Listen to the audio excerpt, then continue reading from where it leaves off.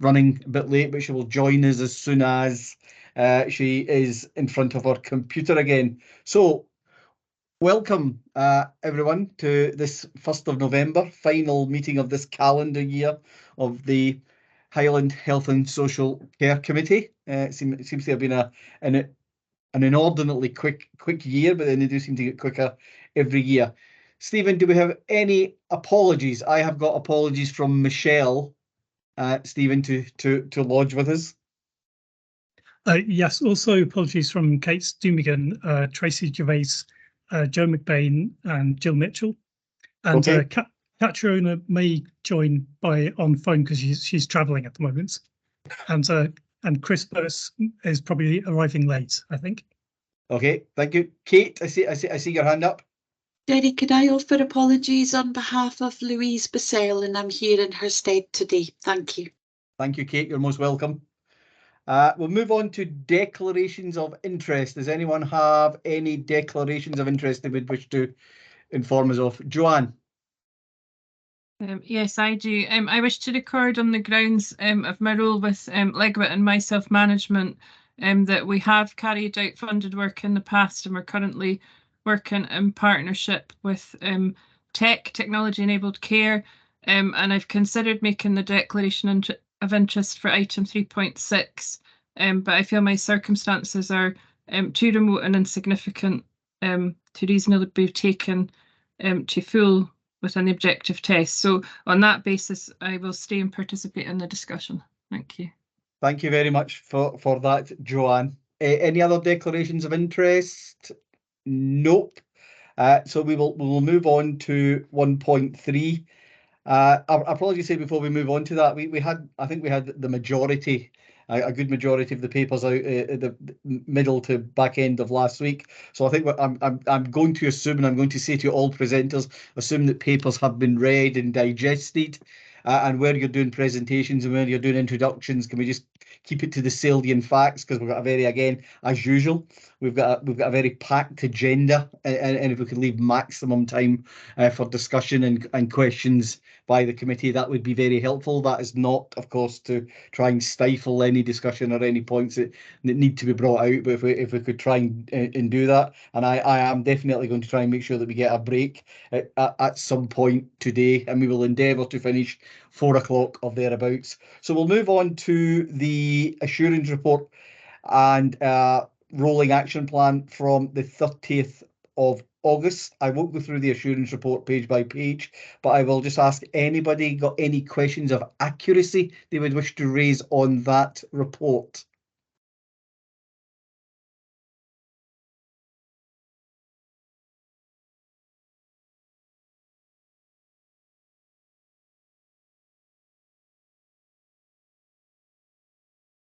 As the assurance report for the committee.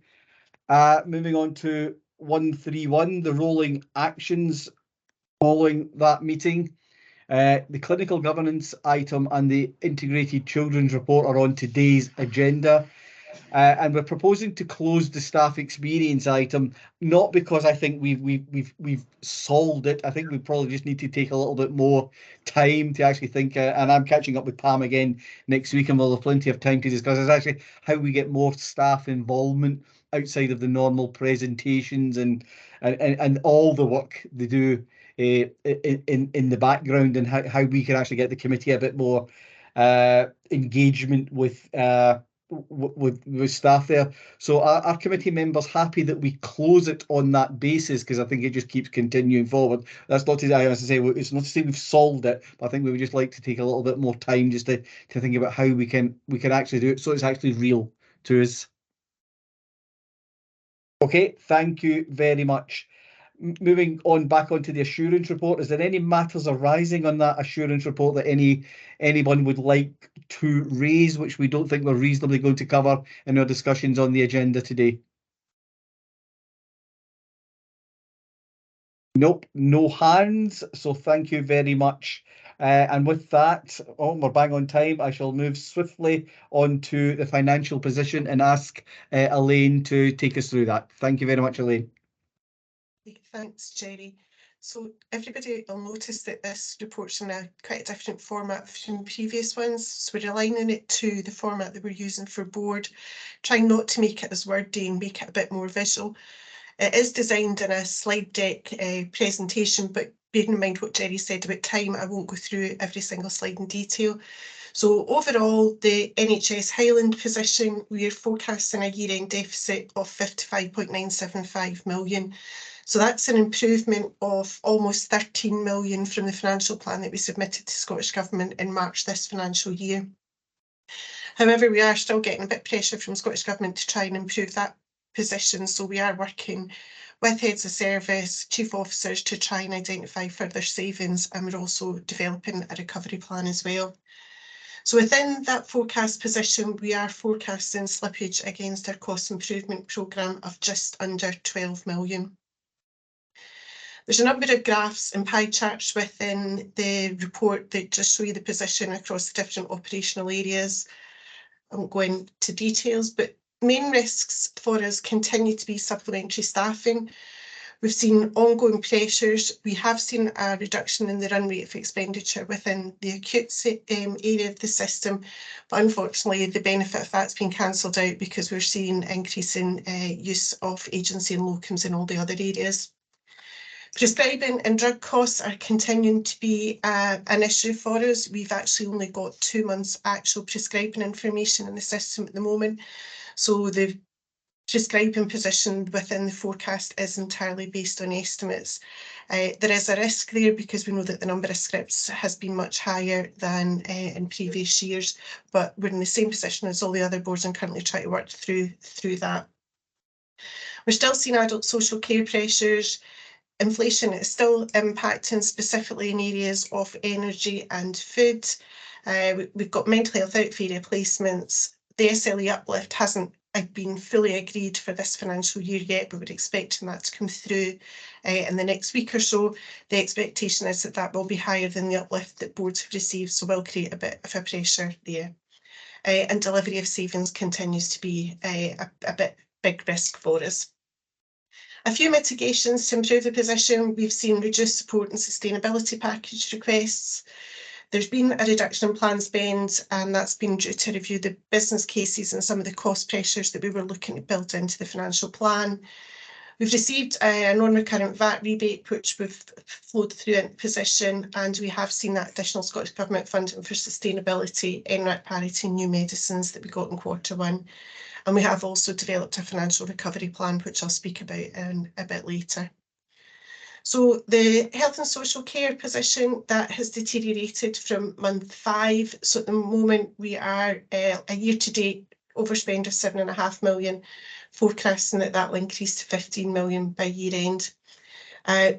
The main reason for that deterioration from month 5 is the revisiting of savings. So we've now built in savings slippage into that forecast year-end position, whereas in month 5 we had been taking a more optimistic view, but we've revisited that. We've also seen an increase in the costs of independent sector packages, and we've seen a number of high cost packages coming through. There's the continuing pressure within agency nursing and locum usage, and that's specifically within mental health and our in-house care homes. The prescribing pressure that I mentioned is a risk. We're currently building in 1.6 million, and that is being reviewed as we get information coming through from PHS. And the previously reported pressures that we were seeing with enhanced community services and chronic pain are continuing, but they are coming in at a lower cost base than we've been reporting previously. I won't, in the interest of time, go through all the individual positions, but happy to take any questions on them. So if I just skip over to the cost improvement programme. So we've got that 29.5 million programme overall, and within the partnership, that's 10.6 million. So we've got a graph there on the slide 11 or page 11 of the report that just breaks that down across North Highland communities, mental health, primary care and adult social care. At the end of month 6, we're forecasting slippage of just about 4.3 million, and that, At the end of month 6, the slippage against cost improvement programme is 4.3 million, and we're forecasting that slippage will increase to 6.5 million at the end of the year. There's still an ongoing risk around delivery, and we can take questions on that at a service level once we've gone through the rest of the report.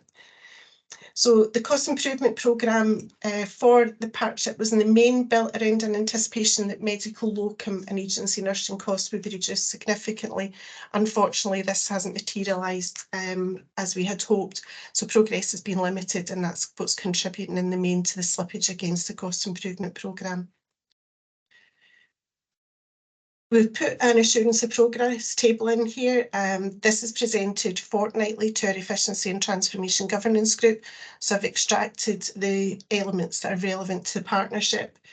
So we can see the number of schemes that we've got. We've got 39 schemes on our tracker. 9 of them are in planning, so we're still working through what potential savings we could make there, with the likelihood that that will slip into next financial year now, given where we are.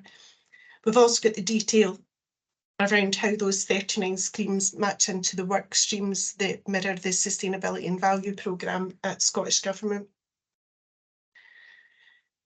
So on the efficiency and transformation governance, we're now meeting fortnightly with operational and support areas reporting back on plans and providing updates on progress. We've established 3 working groups, workforce, prescribing and digital, that work across the whole system and see how we can generate savings within those areas. The assurance of progress table is being used almost as a tool to challenge where savings deliveries are coming from. And in total, we've got 153 schemes on that tracker at the moment. We're also in the process of looking at Horizon 2, so that's the schemes that we will be looking to develop into next financial year, and the intention is to have plans in place early so that we can start delivering savings as early as possible next financial year. Excuse me just a second. So we were asked to submit a financial recovery plan to Scottish Government, and the intent of that was that we were able to deliver a year-end financial position of no worse than an overspend of 55.5 million. That revised position from Scottish Government took account of the additional funding, sustainability, NRAC and new medicines that I've mentioned. So the expectation was that we got that funding from Scottish Government and we were able to reduce our forecast position by that amount. The actions within that recovery plan have been RAG rated, and at this stage we're assuming full delivery, and that's been built into that year-end position of 55.975 million overspend. We're looking to do a number of pieces of work around additional savings, so further reduction in locum and agency spend, on the back of some of the progress that we've seen in acute. Excuse me.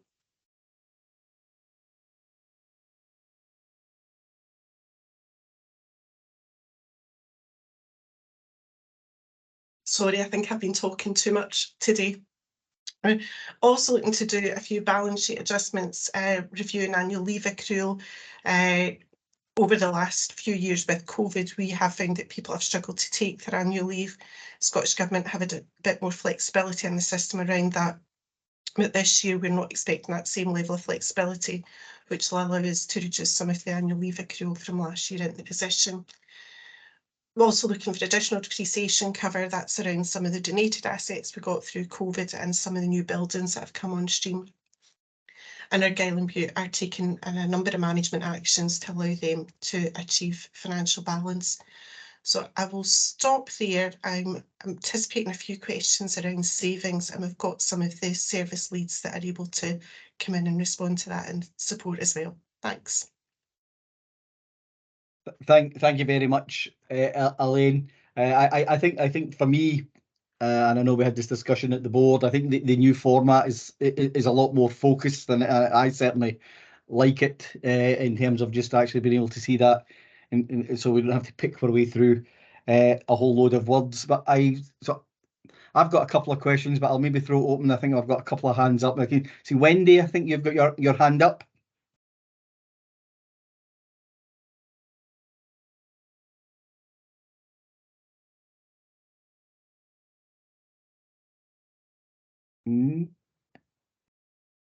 I'm not hearing anything from Wendy.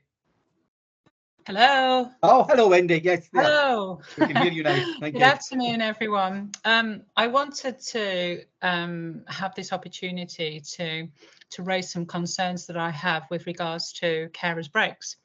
And I know, strictly speaking, that it's not necessarily on the agenda today. However, I've tested this for myself, actually, and there's actually 17 different families have contacted me, and they have some grave concerns, as I do, that whenever you want or need a break as a carer, and it's an obligation for any local authority to provide a break for a carer if they meet the eligibility criteria, that this isn't happening and the money isn't available to process the application. So I wanted to understand why that was, and is that going to change in the near future? The whole point of having a break for families or having a break as a main carer is that you should be able to have a break when you feel that you need it. And I understand currently that Connecting Carers, they don't open up their applications until December. So, you know, I have some concerns, and obviously I need to go back and speak to my families about this. Can anybody throw any light onto these problems and why it's happening? If I'm what I'm actually going to do, Wendy, I think if we take a note of that question, I'm going to come back to that under any other business, because that'll give us a discussion there, and it'll maybe give Pam and colleagues time to think about a full answer to that. I think that very reasonable question, so we could work our way through the agenda, Wendy. But absolutely, it will be my intention to come back to your question under any other competent business, because it most certainly is, and but I don't want it to get lost in a discussion about money, because I actually have absolutely no idea at all whether money is the factor here or it's some other reason there. Is that okay, Wendy? But I actually promise we will come back to that under any other business. Yeah, that's grand. Thank you. Thank you very much, Wendy. Anybody get any questions before that? Maybe I just I've got a couple which I'm happy to ask before we come on to things. Anne, I see your hand up and you've joined us. Yeah, thanks, Jerry. So I would agree. I also like the new format and appreciate the additional information that's presented there about what's happening with our savings programme, etc. So I had a few questions. I just, first of all, Elaine, I was wondering if we have made any progress in relation to the challenge or questions that were raised at the Joint Monitoring Committee about the fact that our activity in terms of care at home and care home placements, or our capacity, has reduced significantly. But our financial position is worsening. I hope you're aware from Highland and Pam that those questions were raised at the JMC. So I wondered if we've been making any progress, if we've made any progress in looking into that. And the second thing I just wanted to note from the information, which was very useful, the additional information in there about expenditure in relation to our in-house care homes, and the figures in relation to Home Farm and Mains House are particularly stark. I wondered if you could clarify, first of all, where we record the agency spend on nursing and care homes in our own homes within your figures. Is that within health or is that within social care? But more importantly, I was wondering what progress we've been making following up the work that was done on our future care home commissioning approach, and how soon we think we might be bringing forward some proposals about our longer, medium to longer term approach to our care home provision. Thanks, Jerry. Thanks. Okay, thanks, Anne. If I can answer the first two questions, maybe look to Pam to come in on the third one.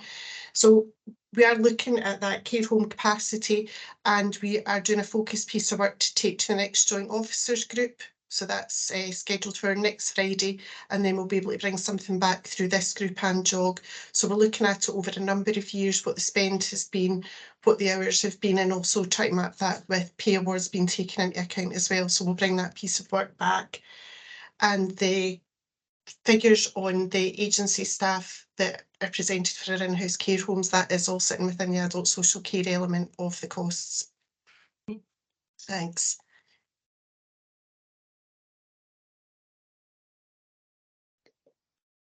With regard to the GMC discussions around the funding, then we met as chief executives. We have a regular monthly slot. Derek and Pam and the lead officers meet, and we agreed that we needed to have a financial workshop, just recognising some of the challenges within the quantum, also some of the ongoing challenges that we've got in terms of the cost avoidance plan that we've got in place for adult social care. We're significantly overspending not only on agency staff, but we're also spending quite a lot now on sustainability payments. And there's also significant risks around very high cost learning disability packages that we're about to fund. We also have a number of voids for housing that we're currently paying rent on because we can't staff them. We've got people in a state of readiness then to move into their own tenancy. We can't actually align the support of workforce, so that's causing us extra costs as well. So we're having a sort of whole review of our spend and what spend we need to anticipate, particularly around transitions. Looking at that whole life transition as we move to different tiers within the integration model. So we now have a lot of young people who are now in transition and coming into adult services into very expensive packages that we wouldn't have foreseen or planned for at the time of integration. So that financial workshop is really important, and that will feed back to the GMC for assurance. And does that answer your question? Is that what you were asking? And just to add on that we've got particular workforce challenges in both Means House and Home Farm, both of which are being delivered on a model of more substantive or more agency staff than we have actually NHS employed staff. So an area to look at in terms of not only cost but quality of care and care delivery. Okay, can I just clarify, Pam, that workshop and the work around the quantum and all those things you've been talking about, does that include, bringing forward some sort of medium to longer term proposals about our approach to care home commissioning then? Yeah. Yes. Okay. Yes. Right. Yes, because that's still a statutory function of the Right. local authority. Okay, that's fine. Okay, thank you. Muriel? Thank you, Chair. Just going forward, you mentioned there, actually Pam mentioned it, the planning of the transitions coming into the service. So I think it's important that we're probably cited in that going forward, because it is a challenge, and we need to sort of manage that within the financial envelope that we've got.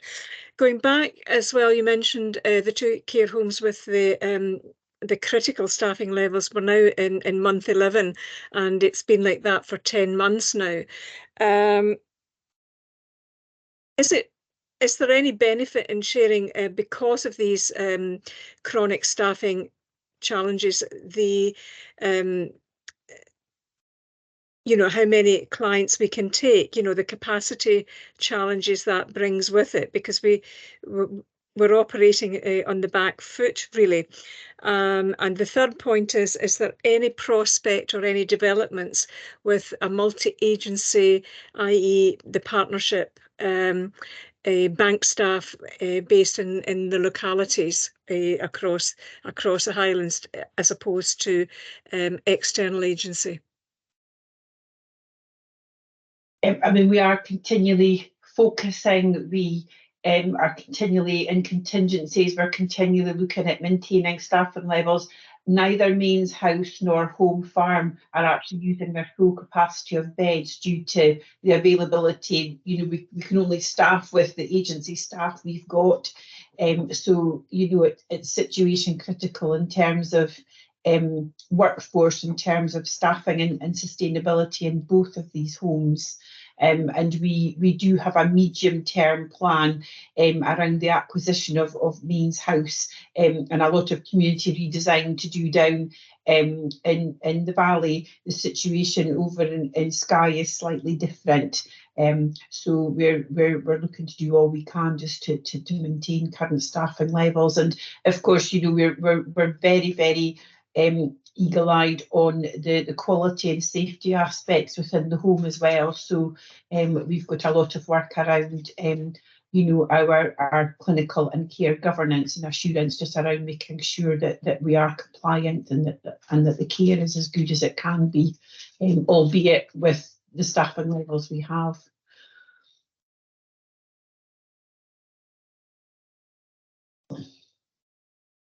Thank you, Muriel.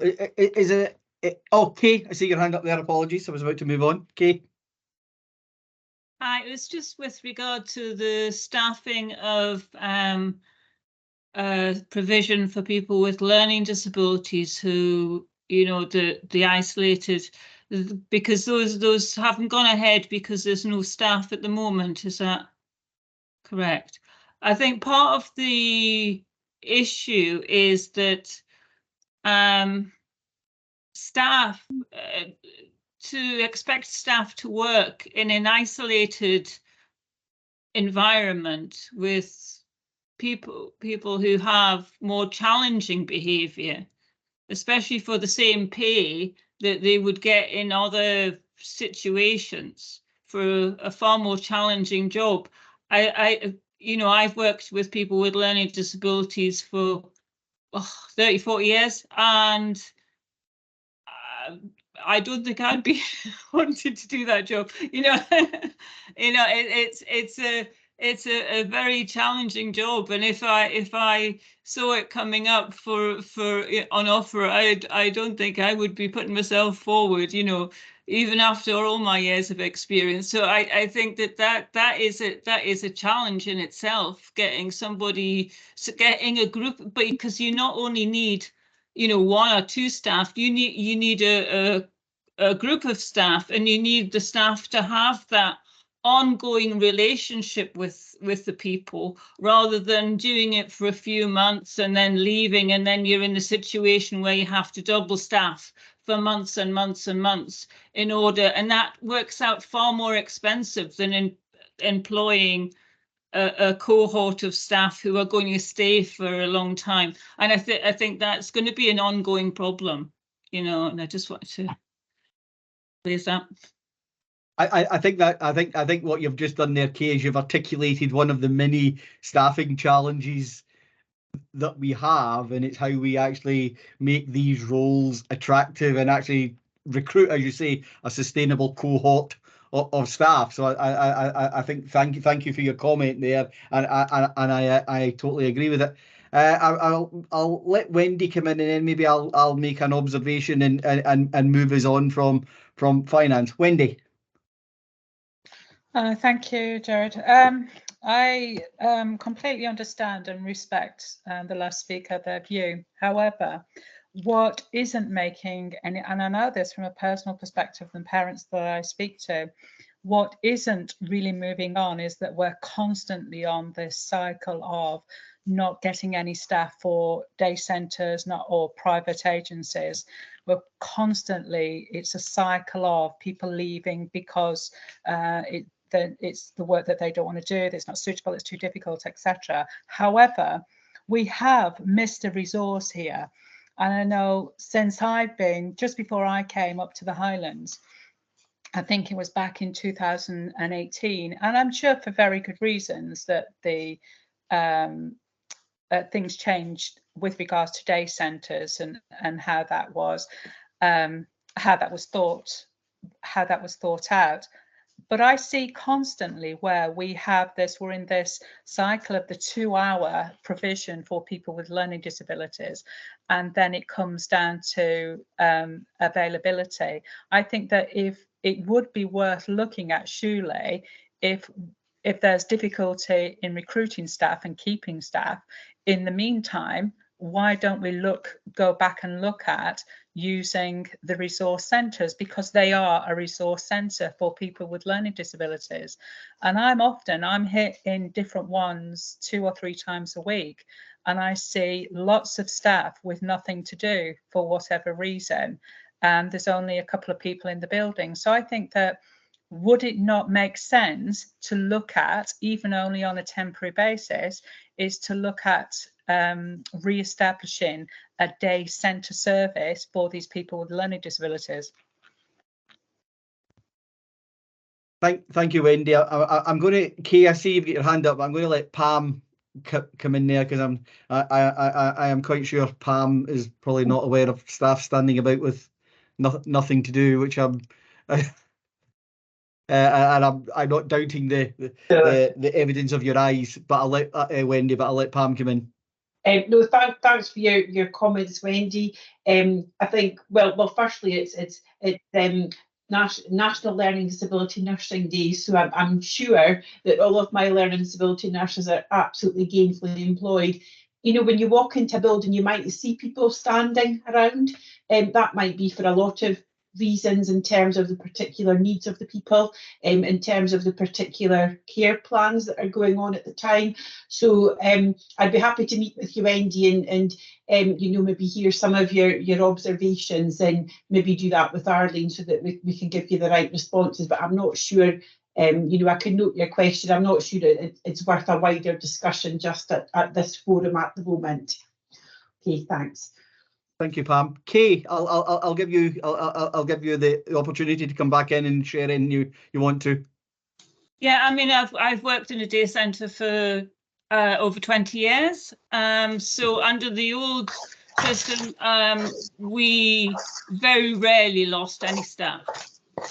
I mean, I'm not by any means the longest serving member of staff in the day centre. There's, you know, because there was a progression of you could start as a support worker and move gradually up. So people stayed because they were appreciated. They had support from other members of staff and things like that. So people stayed.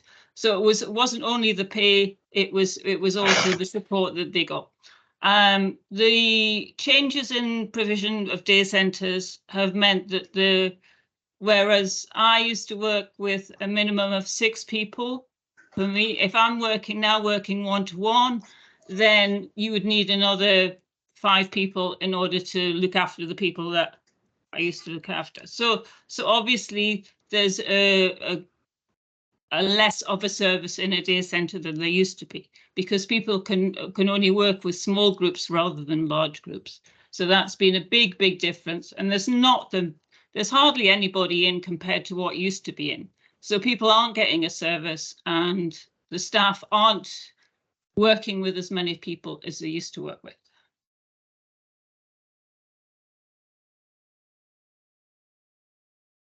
Thank you. I've got Wendy and Anne, and I'm loath to shut down a discussion, but I'm not convinced that it's best use of our time to continue a discussion on the future role of day centres and where we've come from and where we're going to. So I'm happy Jerry, I absolutely agree that we need to find another place to have this discussion, and I'm sure Arlene, you know, we will be getting more work on the back of the mental health strategy that we discussed, I think, at our last meeting, if I'm correct, in terms of how that will move forward.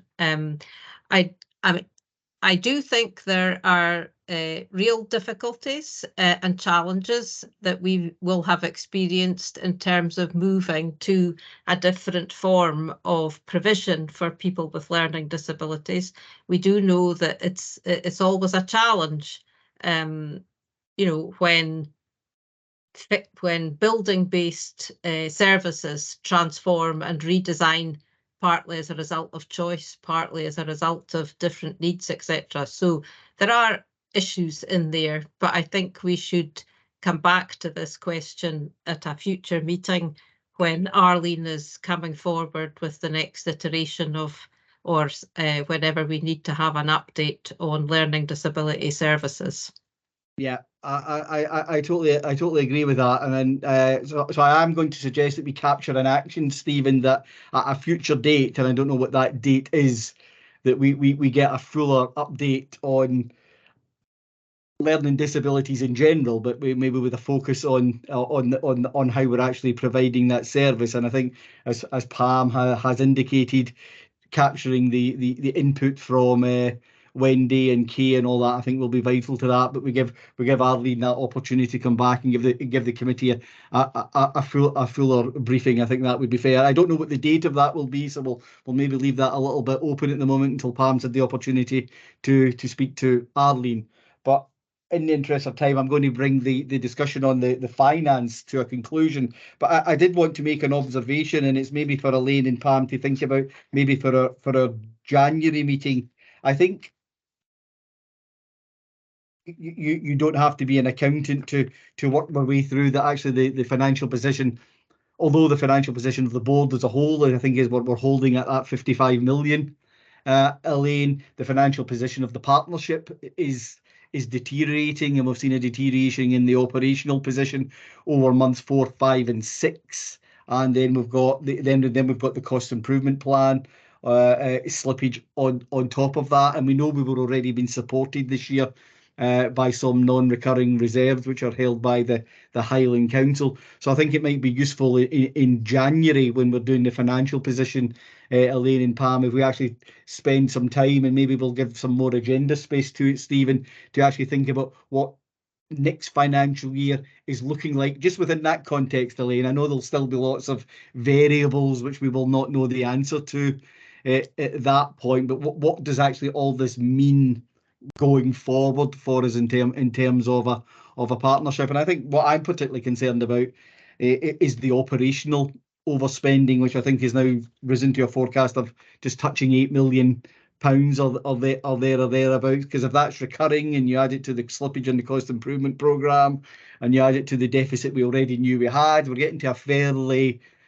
scary number. And I certainly don't want to be having those sorts of conversations and be flinging numbers about without actually having a bit of an understanding of where we think potentially we might be. Because what I'm hoping for, and I'm sure Pam is going to say to us, the slippage on the cost improvement programme is a timing issue, and actually we're optimistic of moving forward and where we want to go. But maybe if I could suggest that. So what we've been asked to do is to note the NHS Highland financial position, which we have done, discuss where we are as a partnership, I think where we are as well, recognise the mitigating actions that are ongoing, and accept limited assurance on financial performance. Are we content as a committee to do so? Okay, thank you very much, and we will move on from that to section 3 of the agenda, performance and service delivery, and we're looking first of all at the engagement framework assurance report. Committee members will be aware that when the engagement framework for the board was approved earlier in this year, this committee was one of the committees identified as the governance committee, and this is the first report we've received in respect of that role. So I think we take it as that. I think we're going to learn as we move on for this, and I think we've got it down for the head of communications, but I'm not sure if it's Mary who's actually doing the update. Stephen, can you advise? I'm happy to present, sorry, Chair. Yes. Oh, I heard the voice there, but nobody It's appeared Ruth on my Fry. screen. It's Ruth Oh, it's Fry, Ruth. Jerry. It's Ruth. Thank you very much, Ruth. Hi, Over Jerry. to you. Yeah, happy to present, but Marie is here as well, our community engagement manager, and indeed lots of the credit for the work behind the framework and its ongoing embedding goes to Marie, so she will also be able to answer your questions should you have any at all. So as you mentioned there, yes, this is actually the very first update report on the engagement framework since it was approved by the board, and as well as this committee, it will be going to the Clinical Governance Committee tomorrow as well. I'll assume that everyone's read the report and just give a really brief overview of really the highlights of that. So what we're reporting back on here in terms of the engagement framework is that there are some areas of really good practice and indeed innovative practice across NHS Highland. And we've included a case study there of one in mental health and learning disability. Where we're engaged nationally as well, working with HIS, and then that's recognised as some of the really good work that's going on. But what we've also found through a survey that we did of our colleagues is that while those colleagues who are aware of the framework have found it really, really useful and helpful, there are the majority of colleagues who are not yet aware of it. And that's not particularly unexpected given that we're still at the early days in rolling this out and embedding it. I wanted to draw attention as well to the section on care opinion, just to note that colleagues will be aware that one of the areas in the Blueprint for Good Governance that was highlighted was looking at ways to embed the patient experience in our services and service improvement, and care opinion is one of the ways that we're doing that. And in terms of next steps then, we obviously need to grow that awareness. As I said, most colleagues were not yet aware of the engagement framework. So we'll be doing that through expanding our provision of training and support. And that includes doing that at a senior level. So making sure that senior managers who might be leading on big engagement projects or projects that require high levels of engagement are aware of our statutory duties and also best practice around that, all the way down to the people at the front line who are carrying out potentially face-to-face engagement on their own.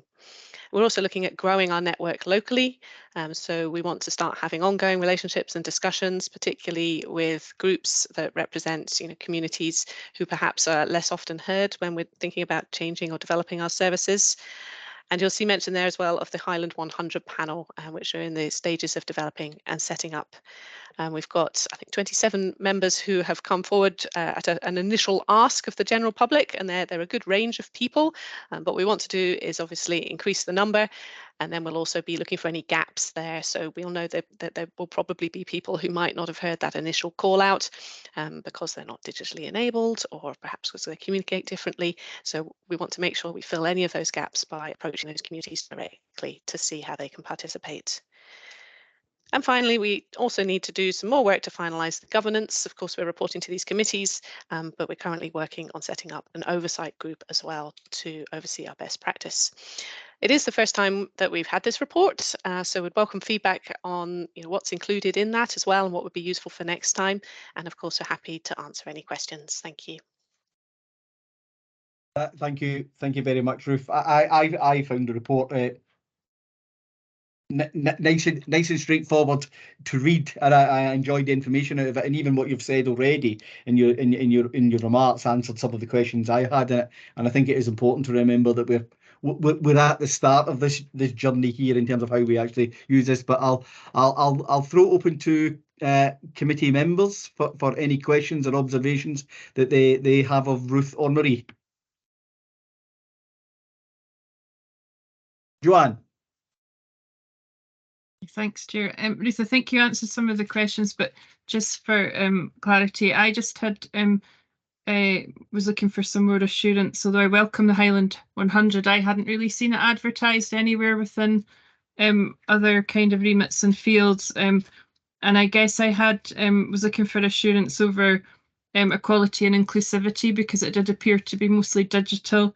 And I know we've got quite a lot of people who aren't digitally enabled, so I just wanted a bit of clarification over access and how you're planning to ensure the geographic spread of the members, and are the members lifetime members, or is it a fixed period of time that they're members for?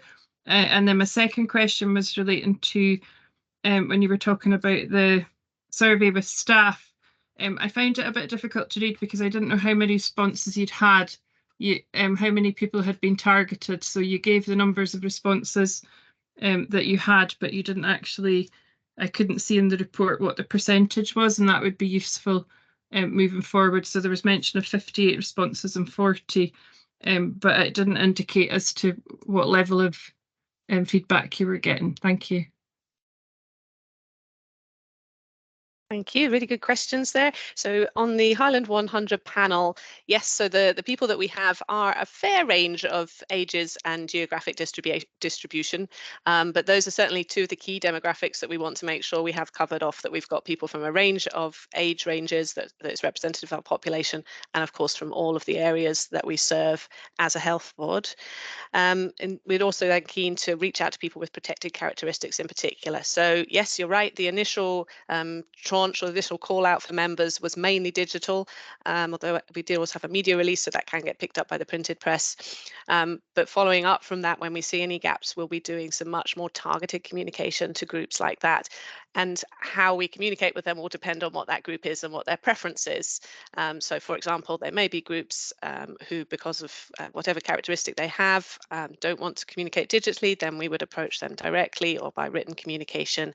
And any surveys or questions that we have would also be made available in written format or in an easy read format, or indeed we would be able to meet with them face to face if that was their preferred method of communication. So we're really keen to adapt what we do to fit all of those. In terms of the membership of the panel, what I've discovered in previous roles where we've had panels like this is there's a sort of a natural lifetime or life cycle to it. People don't tend to stay members forever and ever. So what I would suggest is that at a regular interval of every year or couple of years, we would have a refresh of it where we would check who the active membership was. We would need to do this for data protection anyway, to check that they still want to be involved, and make sure that that's still a representative sample, and if necessary, go out and recruit new members for that as well. In terms of the staff survey, that was sent out through our internal communications to all staff. But I suppose in the covering blurb, we did say, you know, we're really interested to hear from people who have carried out engagement or are interested in doing engagement. So I suppose it was a self-selecting sample to that extent of a sort of subset of all of our staff.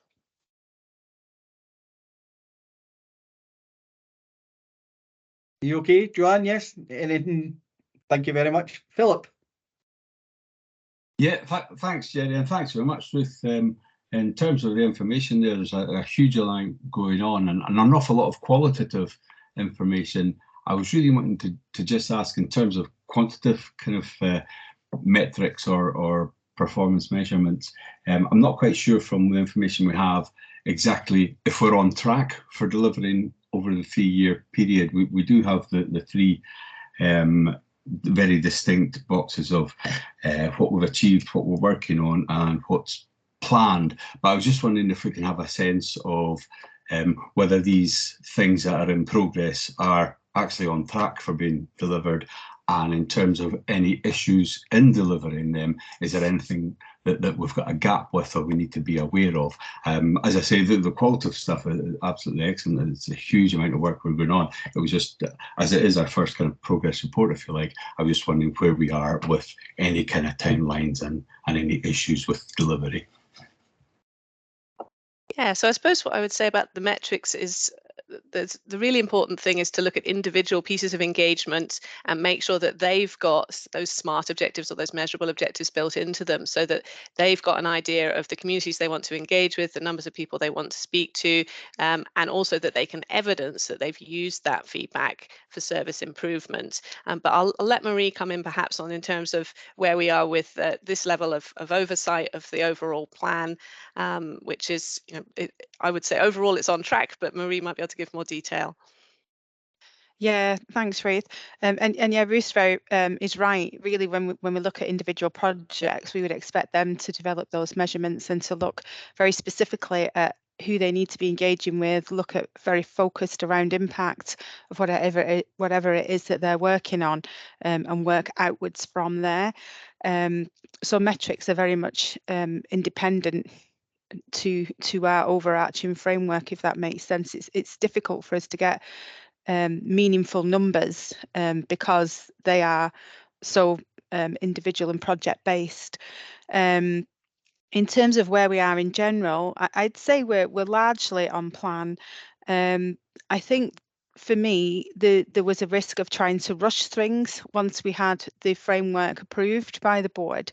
There's almost a rush to then start rushing and getting things organised. So for me, I wanted to take time, and I felt it was important to take time to actually develop things in partnership with people and more organically, and to really look at where we wanted the framework to have a big impact. So around governance, that's something that we are working with other teams on, and we're going to start working with partners on.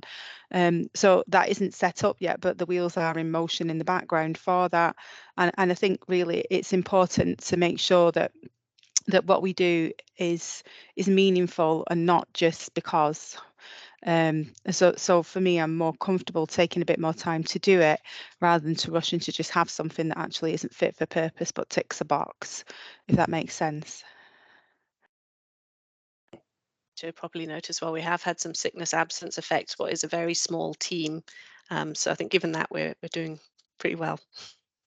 No, I'm delighted with that, and it wasn't so much the metrics of the individual component parts, it was about the whole thing in terms of it's a 3-year plan and are we getting there and are we on track for that. So no, that's great. Thanks very much. Anne.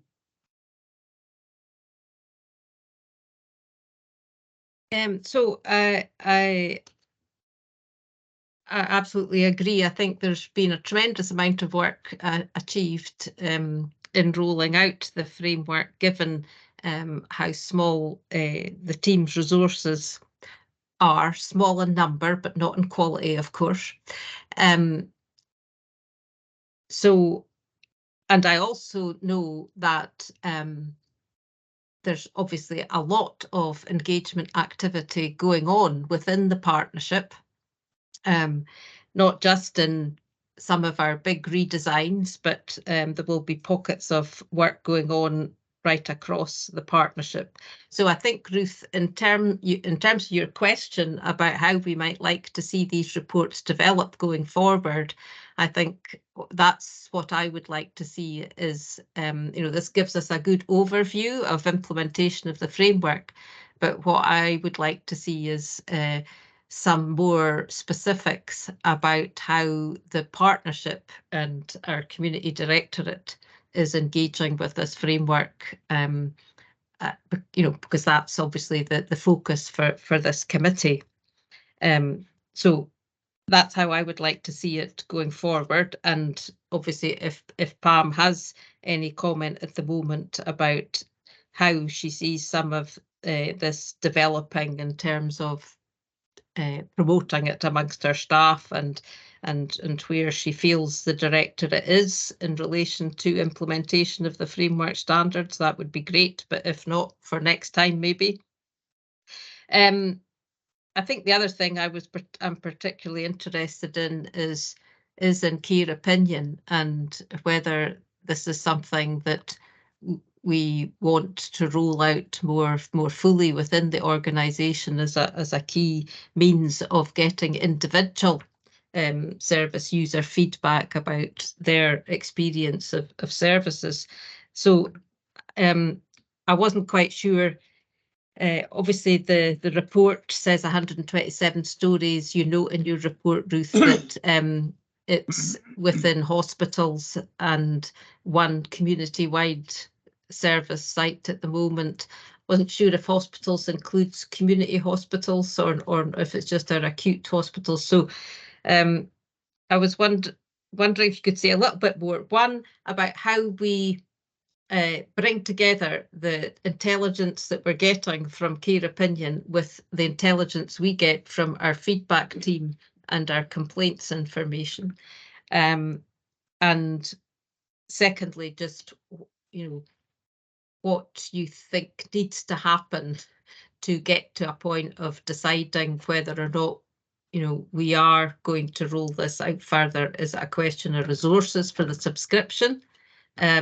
Or is it a question of doing more tests within different aspects of our services to see whether it works for them, so to speak?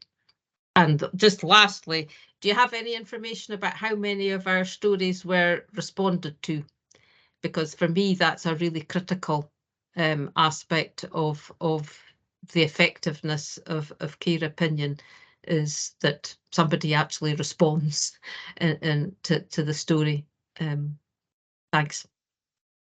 Yeah, absolutely. So just briefly, in terms of having more information included in the report on specific projects in future, absolutely, that's something we can look at. We're currently in the process of procuring some specialist software to help us measure and track all of those projects. So that is something that hopefully we should be able to provide in future. And indeed, we could do a specific versions then for the two different committees that looks at your directorates. Care opinion, we are working with care opinion itself to really try and define which elements of our service fall within the part of care opinion that's paid for already by Scottish Government, I suppose. Because Highland has a different setup, there are some grey areas there where there's some confusion over whether or not they're included in the current subscription.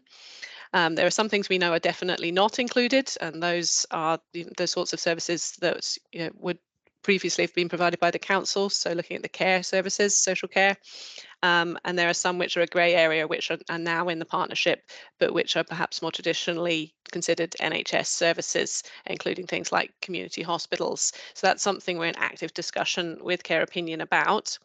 However, yes, if you wanted to include all services, then there would be an element of having to extend that subscription to some extent, whether that's just for the social care side or indeed for the social care and some of the other elements within the partnership. So that's something to think about if you want to roll it out across the whole of the area.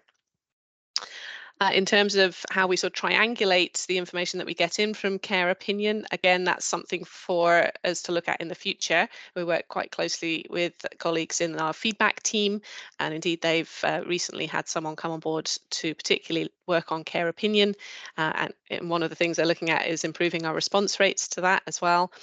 So we need to think, how can we display the information that we get from those different areas, the feedback, the complaints and comments, and from care opinion in a way that's meaningful for services? And also, how can we find out what learning and improvement has taken place as a result of those stories? And again, that's something that we may be able to use a new piece of software for. In terms of response rates, we do know that they are going up, particularly with the services that we're working with on the pilots. You also asked whether there needed to be more pilots done, and I would say actually I think we're probably about there. We're kind of running up until the end of the calendar year with those, and I would hope that at the end of that we'll be able to do a bit of a wash up, have some learnings from that and a route forward. And I'll hand over to Marie just to ask if we've got any up-to-date statistics on the response rates. I do know that they're going up, but you might have more detailed information. I haven't got them to hand. I should have, maybe that was a mistake on my part, but I'm happy to provide those.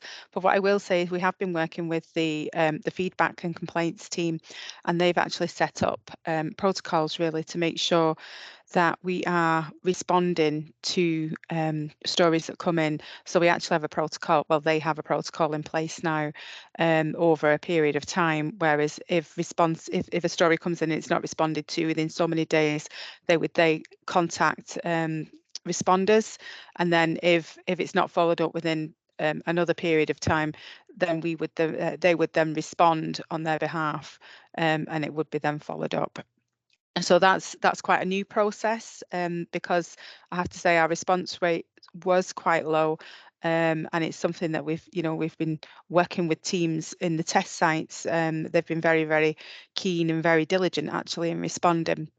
And one of the things that we've been really keen to promote as part of care opinion is it's not just responding to people's experience, it's more of starting a conversation with somebody's based on their experience, and then making sure that we feed back to that person if their feedback has contributed towards an improvement. And it doesn't really matter how small that is, but it's making sure that we do actually make sure that we note that on care opinion, that it's either leading to a change or a change has been made, and that we also get back to that person and let them know that their feedback has actually delivered change for other people. So that's something that we're promoting as part of our test sites. Thank you, Marie. Pam, I see you've your hand up. Can I give you the last comment before we bring this item to an end? Thanks. Yes, it was just in response to some of the questions raised. You know, we are using care opinion in mental health. You know, it's not really wholly engaged yet, but I think it is an opportunity to, rather than transactionally put things through the feedback team, I think it offers us a different space. Just, you know, that comment that you just made, Mary, about starting a conversation. Often people have lots of questions about their care and treatment, and you know that kind of goes through the complaints process and makes us look as if, you know, we've got high levels of complaints, when in fact it is that opportunity for a conversation about their health and care and their treatment, and maybe that space just to understand that a bit better and have some feedback framing. In terms of the engagement framework, I have been working with my senior leadership team to introduce that. We've got some planned development sessions, particularly on the back of our audit around community planning, partnerships and engagement with communities. I was up in Dingwall again on Wednesday with the community council, you know, about the Ross Memorial Hospital. I think there's definitely areas where we are engaged, and that opportunity to be really open and transparent and honest with our communities just around our financial envelope as we deliver against some of the challenges we've outlined in our joint strategy.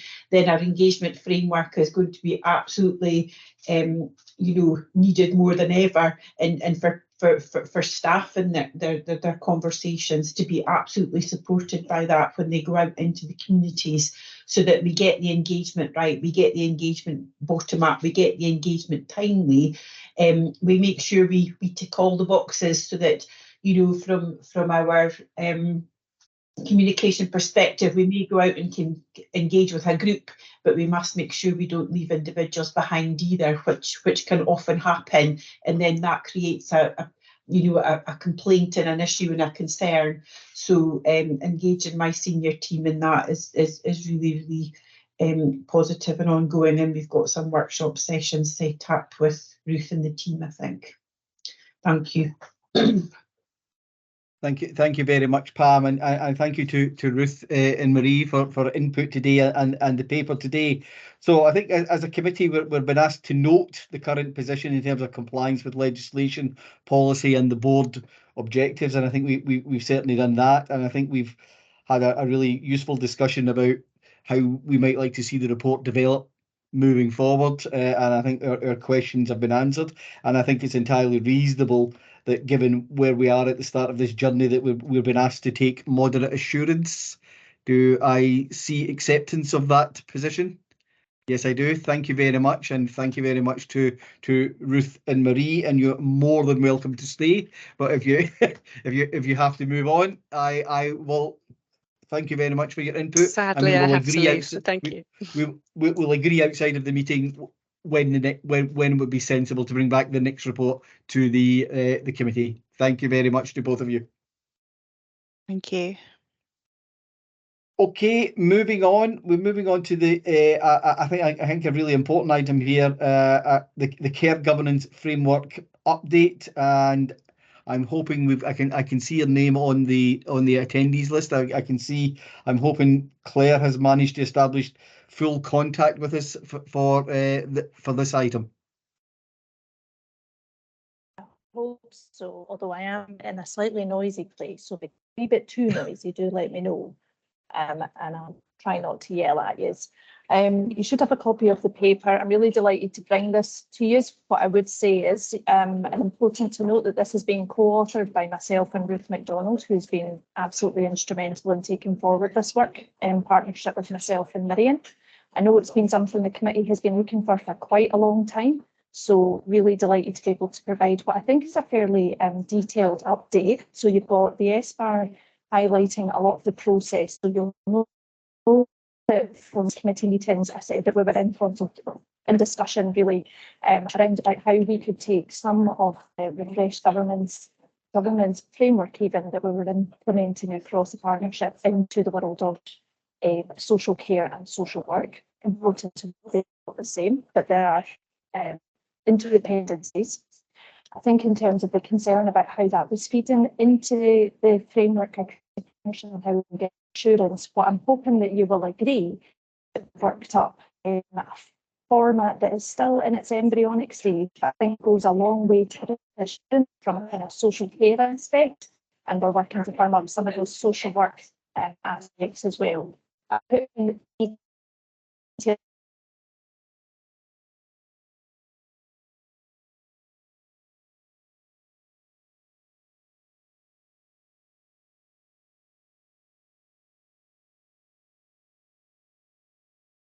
Have we lost Claire? Again.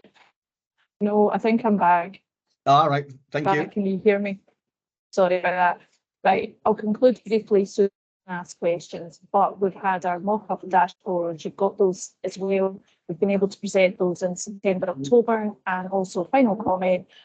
Ruth is very much engaged in the kind of the day-to-day work in terms of quality, patient safety and governance that we do every Monday and Wednesday. So it's evolving, keen to get feedback, keen to get thoughts, and I'll go off camera and on mute just in case the signal dies again. So Thank you very much, Claire. I think those were an important context that you set there in terms of this is an evolving piece of work, and I'm certainly viewing it in that context. As you say, it's something the committee raised a year or so ago, and we were fully aware that it would take time to work its way through. So I think if we see it in the context of we might not have the final answer today presented in front of us, maybe if we ask questions and make observations in the context of this will evolve as we move forward, and I'll just throw it open to committee members for any comments, questions, observations.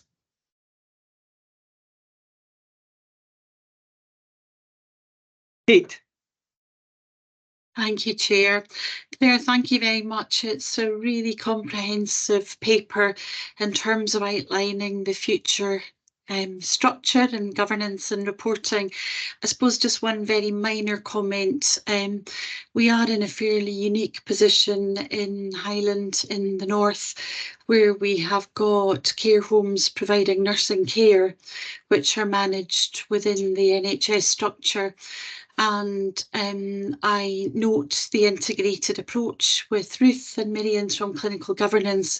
There is a section in the SBAR around professional practice and accountability, and I would just make a suggestion that there is maybe some tweaking and further discussion around those governance structures that includes the nurses who are working in those care homes. We don't deliver care in isolation, any of us, and our governance structures need to reflect that. Thank you.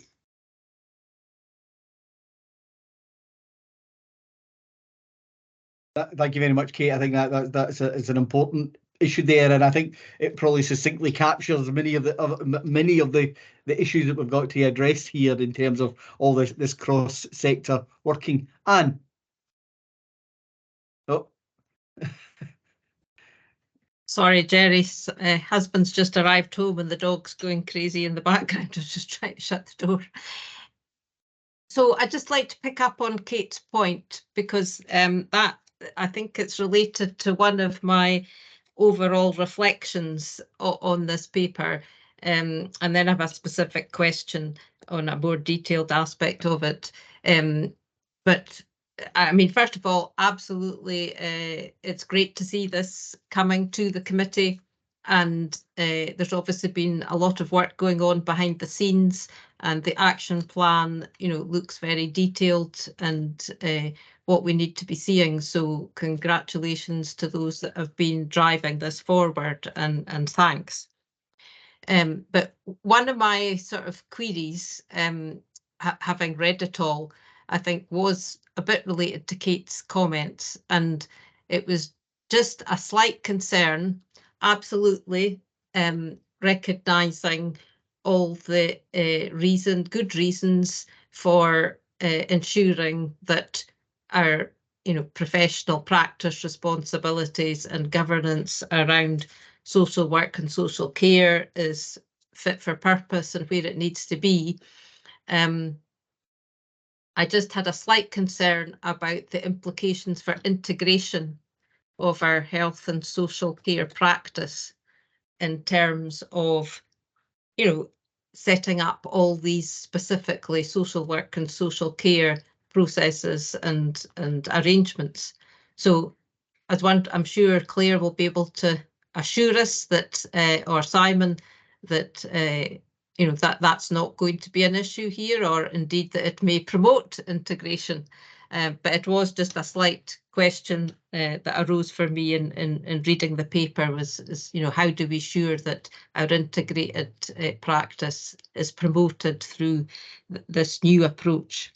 And then I just had a very specific question from the detailed information. I wasn't too sure whether we were expected to scrutinise that in detail this time round, or if that was for the future, but there did seem to have been a fairly significant increase in medication errors in some of the data. So I think it was in relation to care homes, but I just need to check to make sure I got that right. So I was just wondering if somebody could comment on that. Thank you. Thank you, Anne. I did see hands go up in the air there volunteering to answer your question, but they seem to have disappeared again. Simon or Claire, do you want to just pick up that question on how do we ensure that we get that integrated governance approach, which is really what we're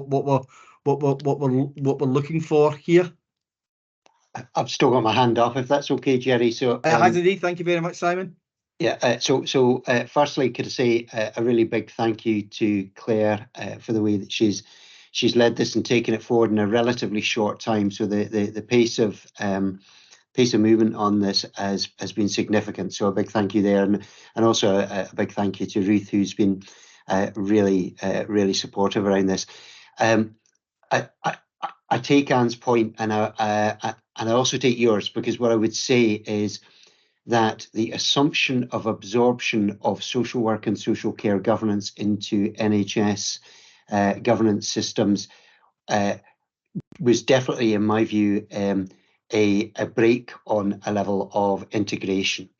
And since that assumption was being made, or the assumption that by adding the word care to existing processes, we could then hoover up care, it's been a barrier as far as I'm concerned, and a quite difficult one to expose, explain, and examine. So in answering Anne's point, I would say the clear reflection and recognition of social work governance and separately adult social care governance is a real boon to integration. It's a real help to integration. And it's allowing already the nature of, for example, the patient quality and safety discussions that take place to hit a new level of integrated discussion, allowing issues to be covered in a more multidisciplinary way than they were before, because there wasn't the engagement before from the social work and social care side, because the absorption made it irrelevant. So hopefully that will give Anne a degree of comfort. My view is this is very definitely a further step, a step far too late in many ways, but a further step on the way of integration. And I think it should very definitely promote integration. Thanks. Thank you, Simon. Anne, you okay with that? Does anyone want to volunteer on the medication? I think the dashboard was probably supplied to us as an example rather than from scrutiny. But the danger with all of these things is that we eyeball these numbers. And Simon,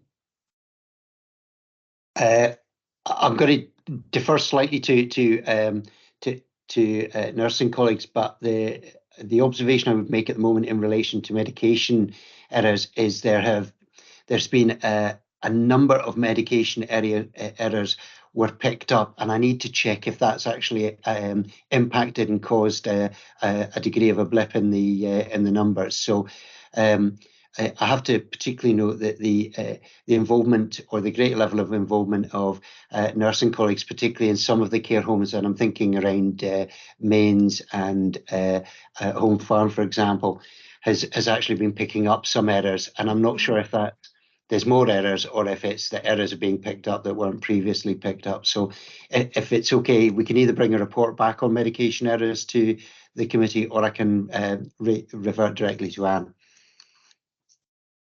I'm going to suggest, Simon, if you actually just a question, if you just revert back to Anne, and we'll circulate the answer to the entire committee. I don't think at the moment we're asking for a report on medication errors. I think that's maybe a step too far in terms of where we are at the moment. I'm not seeing any other hands. There's Claire. Well, right, I'm having a total signal, so I keep coming and going. I've put comments in the chat. First of all, apologies. Secondly, comments in the chat, and also happy to bring back the medication. But like Simon was saying, it's difficult how much it is because we're picking it up now, as opposed to perhaps we weren't as thorough. That's the wrong word, but maybe we weren't known. I'll stop talking. I think you know what I'm trying to say, but we will come back with a report on it, and that will give you a wee bit more assurance on it. But be assured that Thomas Ross is all over it. Thanks. Thank you, Claire. Anne? Sorry, Jenny, I suppose your final comments there just reminded me actually of something that I'd wanted to ask, because I wasn't sure what was being said about this, but maybe it's one of the developments that have still to come, and that was what this committee's role will be going forward, as opposed to the Clinical Governance Committee. Is the intention that we will in future have a role in terms of assurance over the dashboard that's presented here, or is that going to be a function of Clinical and Care Governance Committee? Or is that still in the mix as something to be worked through? Thanks. Thank you, Anne. That was probably really the question I had to bring this to a close. As we evolve, where do we see it fitting into our governance structures? And I'm quite happy, Claire, if the answer of that is still to be decided in the interest of brevity today. But I think it's important that we do understand it moving forward, actually, and maybe the next update to the committee could answer that question. Simon? I'm seeing Claire's frozen, so if you'll excuse Yes. amateur hour, I will try and answer that question for you, Anne. Position at the moment for me is that we, as we see this mature, there will be a difference between the detail that we would cover through clinical governance routes and trends and issues that we might wish to raise with this committee.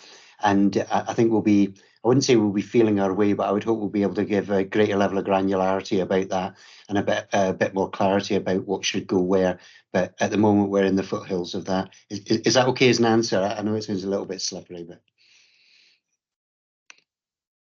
No, I think that's a perfectly acceptable answer, Simon. As you say, I think we've got to a place we would like to have been a while ago, but the important thing is we're now getting to the place where we would like to be, and it's important we take the time to understand the questions, and then actually it's more important at the end the issues and questions end up at the correct committee where they have the appropriate discussion rather than any old committee.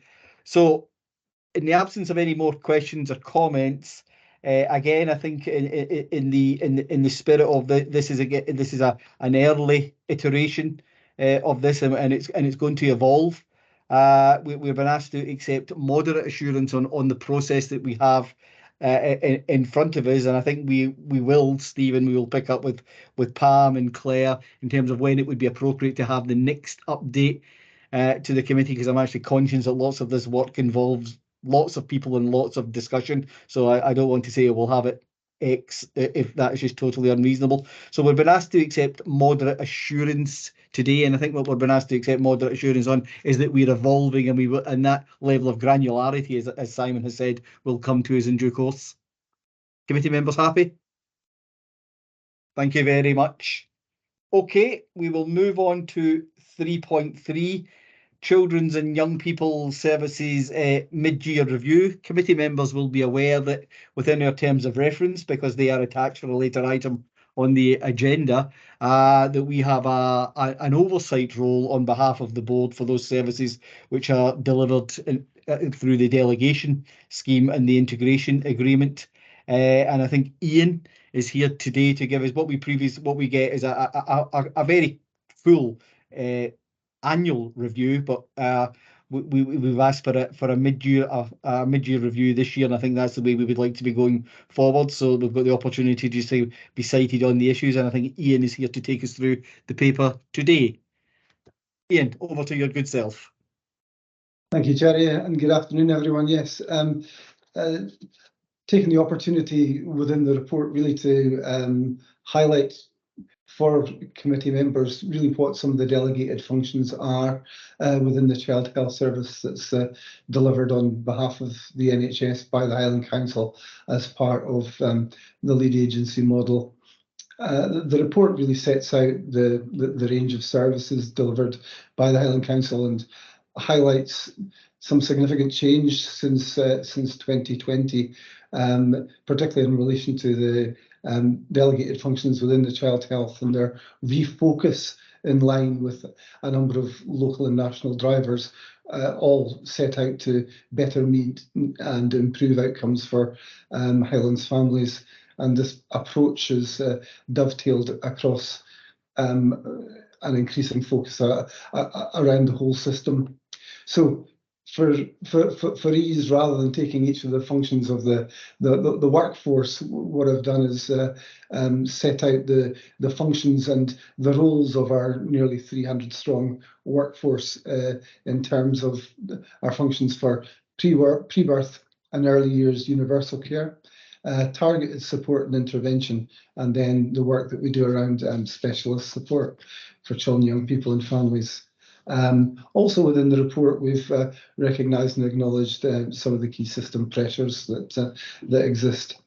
And the impact section of the report really focuses in on the quality of care, how we assure that, the mechanisms that we have in place to support our workforce, and also a brief description of the current escalated risks that have been identified within the service. So I don't want to say an awful lot more than that, because the report is, as Jerry has outlined, is focused enough just on providing that 6-monthly update. Clearly, not a lot of performance data within this particular report. You would expect to see that on an annual basis through our normal mechanisms of reporting. So hopefully that's helpful, Chair. Thank you. Thank you very much, Ian. I'm just going to throw it open for members for comments, questions, observations that anyone would like to make.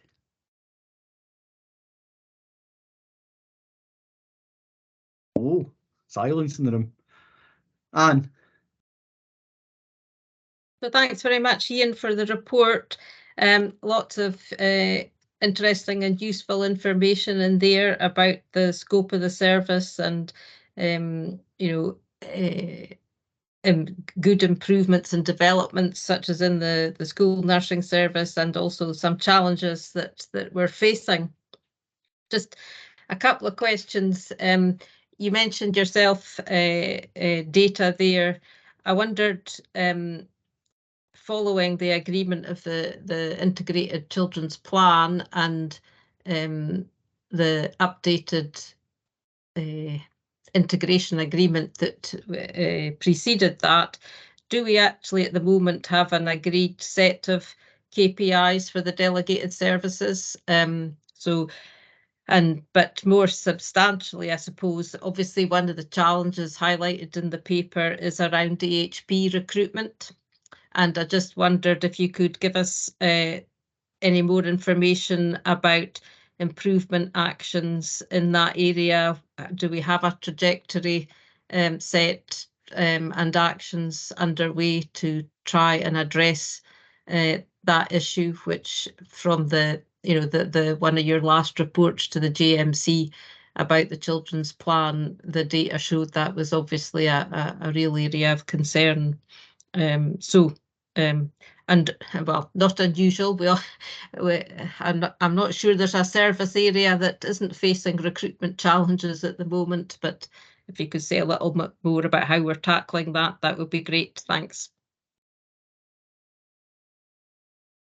Thanks, Anne. Yes, the answer to your first question is quite straightforward. There is indeed what we call a balanced scorecard, which is the dedicated mechanism by which we have agreed with NHS Highland that the functions of the delegate services is met. And in fact, you remember the Joint Strategic Needs Assessment, which was brought forward as part of the development of the Integrated Children's Services Plan, actually contains a lot of data measurement from that dashboard. And interestingly, at our own health, social care and wellbeing paper, where we take an approach in terms of explaining the various data sets we have across our service, our focus paper for the next committee is on that balanced scorecard. So if you want to watch the update on that, you'll be getting a very full update on all the balance measures that were within that. In terms of HP recruitment, I think it's easy to say one thing, which is that this is a national issue. It's not just an issue that's local to Highland. In terms of our the work that we've been doing proactively, is we've been thinking really creatively about how we can recruit to some of these posts. And you'll appreciate that some of our services, HP services, are very small. Our dietetic service, for example, is just half a dozen members of staff, through to our speech and language therapy service, which is a far bigger workforce. So our strategies vary in terms of how we're looking to do that, depending on the services that we're describing, and trying to match it. I think if I could point to the work that we've done in relation to the advanced nurse training programme, and just to demonstrate some of our success and some of our approaches before, that's really seen that vacancy rate in health visiting change from 34% in 2019 through to only 5% in 2023. So we've got a kind of good track record of working really proactively to address issues of recruitment. But it is a national problem, and we are working with partners nationally to see what some of the solutions are. But we do offer as strong packages as we can in terms of trying to attract people to come north to work with us. Thanks, Anne.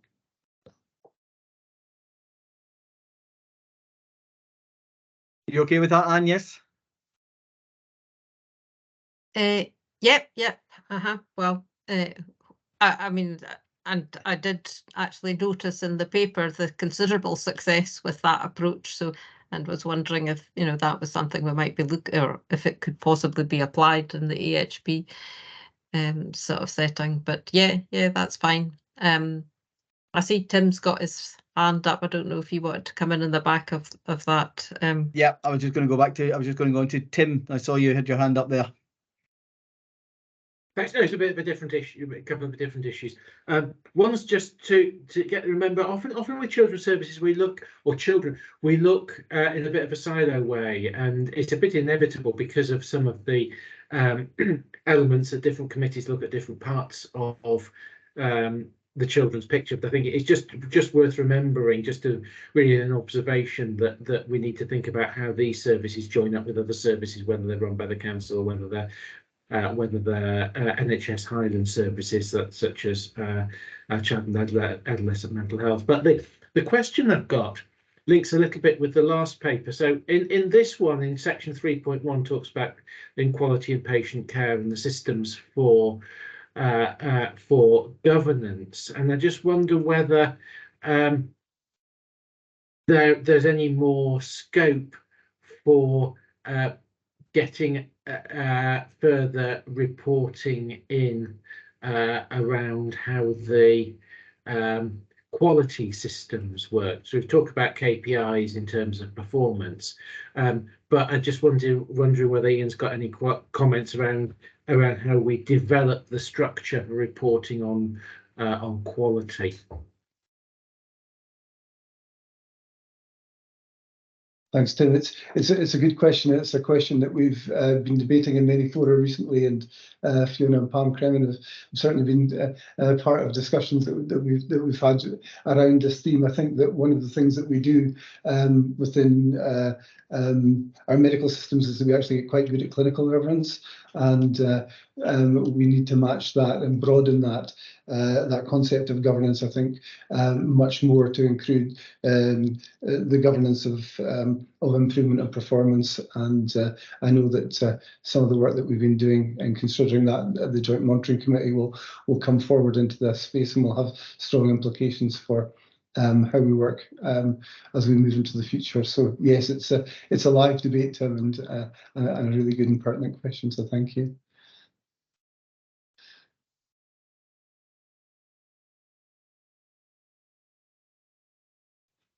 Anybody else wish to raise any points with Ian while we have him in our virtual room?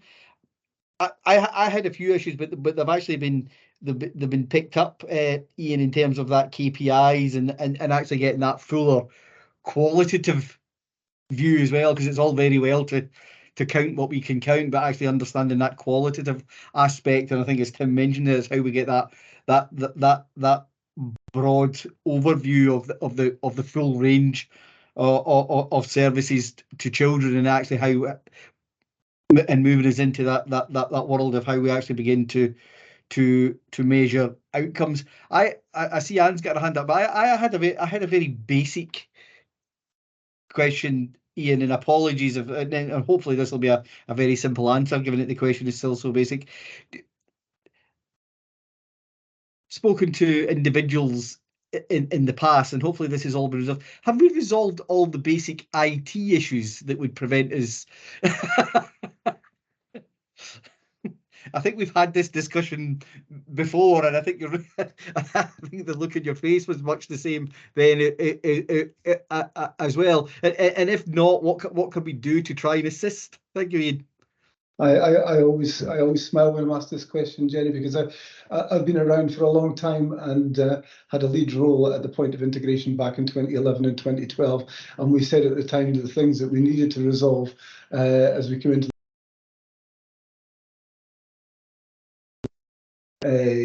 the twin issues, one of ICT and the connectivity between, and the second one was that of pool cars. And it's really interesting because we still continue to have these debates. We have done a tremendous amount of work and work around solutions in terms of that, but it remains an ongoing debate.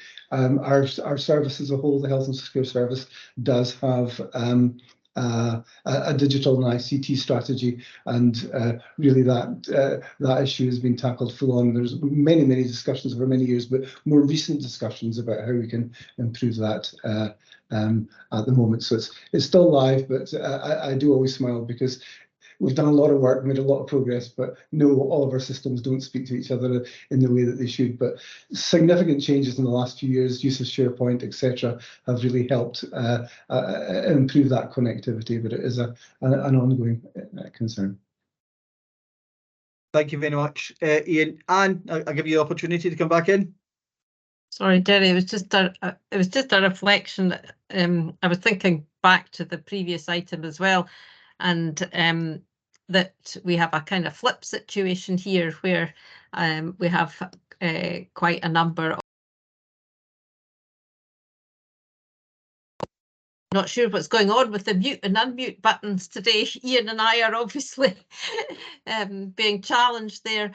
So I really just wanted to ask Kate, I'm not sure, I think our own lead nurse has had to leave the meeting, possibly. I can't see whether she's still on the call, but if not, maybe if Kate had any thoughts or comments about whether she feels, the flip system in terms of professional practice and governance of that for health staff working within the council is working as we need it to be, or if there are things we need to do there. Thanks.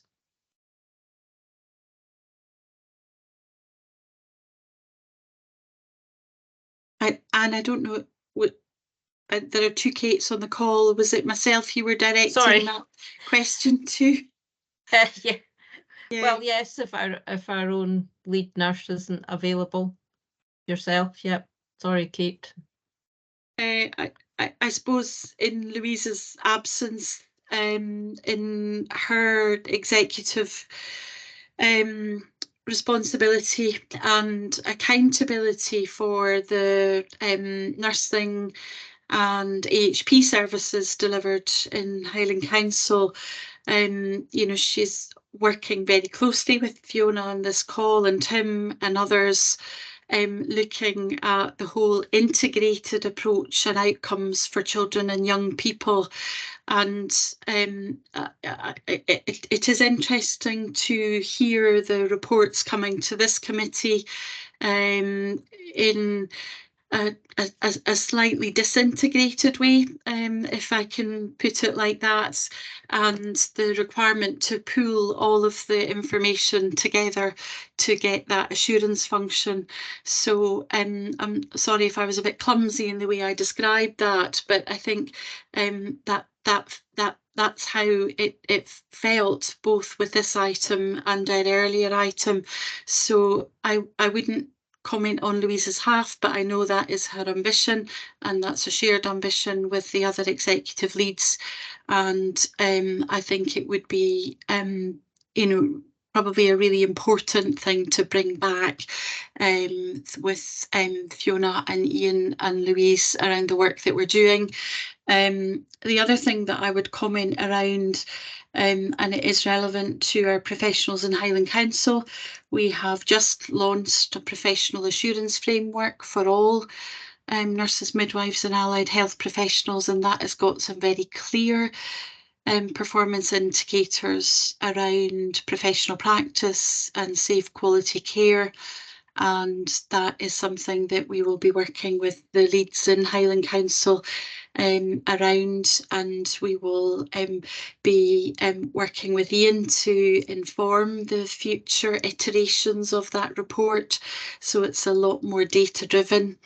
And I think the one final point around the nod to the challenges with technology and connectivity and e-health for our health staff within the council is that we have had a very recent update through our head of e-health and NHS Highland, who has reported a significant progress with that agenda.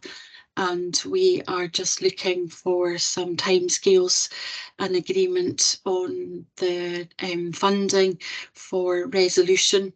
And I'm sure that will be music to everyone's ears. Thank you. Thank you very much, Kate. As you say, it's our ambition, I think everyone's ambition, to get these fully integrated reports which cover all the aspects. And then we'll undoubtedly will have reports which are probably quite lengthy and will take a bit of reading, but that's what we should be aspiring to.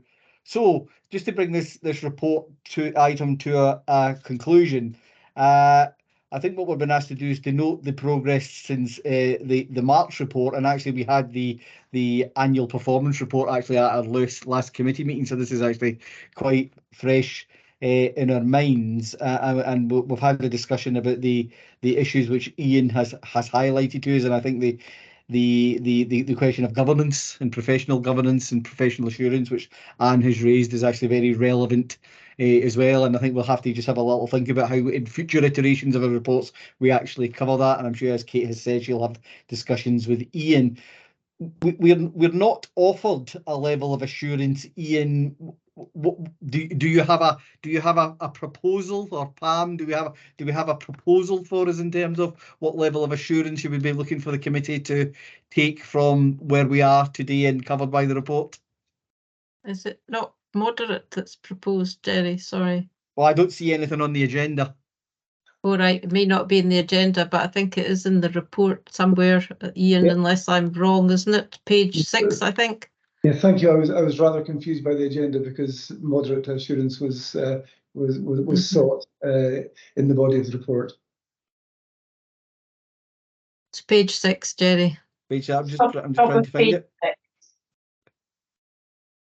Ah, there it is. There, I've seen the box ticked. Yes, page 6. So okay, so we're asked to take moderate assurance, which is where I would have been anyway. And apologies for not picking that box up. So are we content with moderate assurance and recognising that as we move into the new calendar year, we will certainly be picking up the annual report, which Ian will be back with us to present. So Ian, thank you very much for that, and I look forward to the annual report and future iterations of the mid-year report. So thank you very much for all your efforts, and to Tracy as well, who I know worked hard on this as well.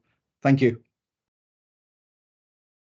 Okay, we're slightly ahead of time, so I am going to suggest that we take the next item, the Chief Social Worker annual report, and then we take our 10-minute break to refresh our caffeine jugs or whatever else people want to do while we have that 10-minute break. So if everyone's content with that, and then we'll move on, and because I think the primary care improvement plan and I think although they're not in the same headings, I think they're very closely linked, and I think we can have some good discussions there. So I'm delighted that we've got the Chief Social Worker annual report with us today, and it is important that this report is here for us for information and to have a discussion about. We have no role in Fiona's annual report other than using it, I think, to stimulate discussion and thinking and questions for the committee. So I'm going to invite Fiona, the Chief Social Work Officer, to take us through the highlights of her report, and then we'll just take comments and observations and questions as usual. Thank you very much, Fiona. Thank you, Chair. Obviously, input has come from just about everybody in order to pull this report together. It actually fulfills a statutory requirement because our annual report has to be produced by the Chief Social Work Officer. The template itself is used, it was provided by the Chief Social Work Officer Advisor for Scottish Government. And this has actually been updated this year. And the idea is that you review local activity and provide meant to be a concise overview of the work, and that then goes into an amalgamated report across Scotland. It's really important on a local level because this report actually talks about and illustrates what's going on within your area, and I think it's really important for that coming together. As Chief Social Work Officer, obviously it covers all social work services, children and families, justice, mental health officers, child health and adult social work, as well as adult social care. And it provides an overview of the professional activity within Highlands via the delivery of statutory functions and responsibilities held by myself. This report covers the period 22-23, however, given the range of the work, that timescale is not always closely adhered to because things do overlap. The report, you'll be pleased to know I'm not going to go through all of it, but it does talk about, and it's meant to ensure professional oversight of social work practice and service delivery.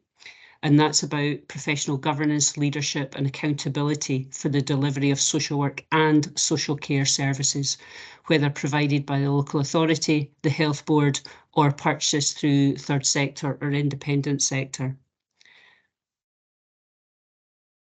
As you go through, you will see that the Highland Council, as lead agency for children's services, has delegated functions for child health services, including health visitors, school nurses, specialist nurses and allied health professionals.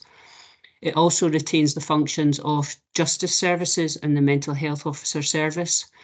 And the partnership is managed by the Joint Monitoring Committee, which in other integration authority areas would be the IJB. This committee is chaired by the Council and the NHS on an annual rotating basis, and the membership includes third sector partners and interested groups, including carers and users. And the JMC provides principal governance for the business of the partnership, and additional governance is routed through the Community Planning Partnership Board, as well as the strategic committees of the lead agencies. As you go through the report, you will see it goes into details about each of the functions. I'm not going to go through those. However, what you will see is that the pressures that have been around in the past year and now obviously having an impact on service delivery. Doesn't matter which service we're actually talking about. The one thing that the data we know is that demand has increased across the board. Complexity has increased across the board as well. Where we have vacancies, that means there's unmet need. That need is somewhere, and we have to articulate clearly what that is.